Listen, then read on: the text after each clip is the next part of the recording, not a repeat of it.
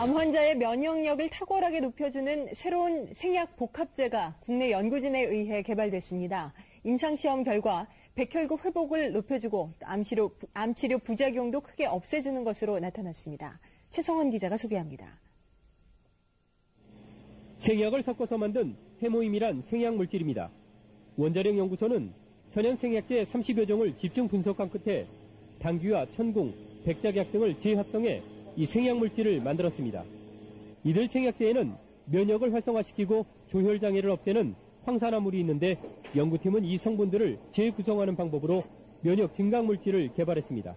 조다당 물질이 면역 조혈 기능을 증진시키고 항산화 물질은 방사선이나 항암제에 의한 정상 조직 손상을 방지해주기 때문에 원자력병원에서 임상시험을 한 결과 새 생약물질은 암 환자들의 면역력을 크게 높이는 것으로 나타났습니다.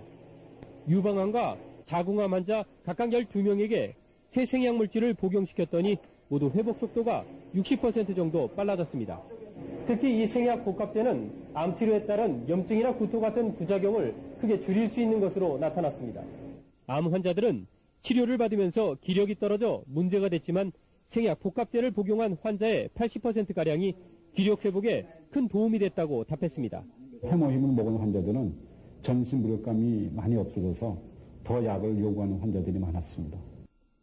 암을 치료하기 위해서 보통 방사선이나 항암제를 쓰게 되는데 이때 부작용으로는 면역 조혈계 세포가 손상을 입게 되고 또 재생 조직이 손상을 입게 됩니다. 그 예를 들어보면 머리카락이 빠진다든지 혹은 속이 메스껍고 구토가 나고 밥을 잘 못 먹게 된다든지 이런 것들이 그 증상이라고 볼 수 있습니다. 그래서 본 연구팀에서는 독성이 없는 식품 소재들을 이용해서 정상 조직을 보호하고 회복을 촉진시킬 수 있는 그런 물질을 개발하고자 연구를 시작하게 되었습니다.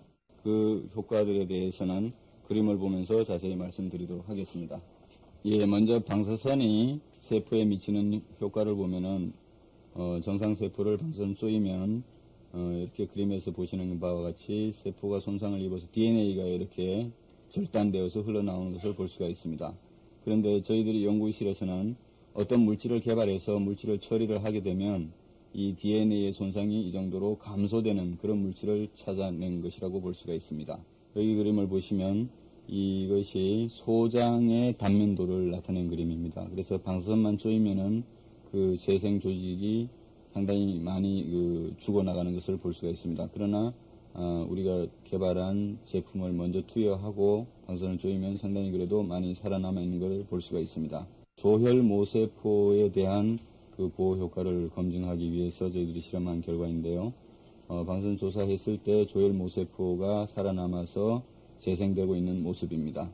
그러나 거기에 비해서 이 물질을 투여했을 경우에는 훨씬 더 많은 조혈모세포가 살아나오는 것을 볼 수가 있습니다. 그 결과를 보시면은 이 정도로 증식되는 것을 볼 수가 있습니다.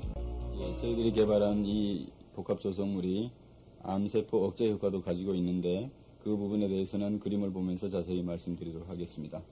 생제에 먼저 암세포를 이식을 하게 되면은 이식한 후 시간이 지나면서 생쥐가 죽어나가게 됩니다. 그래서 20일 정도에 다 죽게 되는데 이때 본 복합조성물을 투여하면은 더 오랫동안 이렇게 생존하는 것을 볼 수가 있습니다. 원리를 간단하게 말씀드리면 본 복합조성물이 암세포를 살해할 수 있는 면역세포의 활성을 이렇게 높여주기 때문입니다. 이 그림에서는 T세포의 활성을 이 정도 높여주는 것을 볼 수가 있고 여기서는 대식세포의 암세포 살해능을 이 정도 높여주는 것을 볼 수가 있습니다. 지금 살펴보신 바와 같이 본 복합조성물은 면역세포의 활성을 높여줌으로써 암세포를 억제하고 궁극적으로 항암 효과를 가지고 있다고 할 수 있습니다.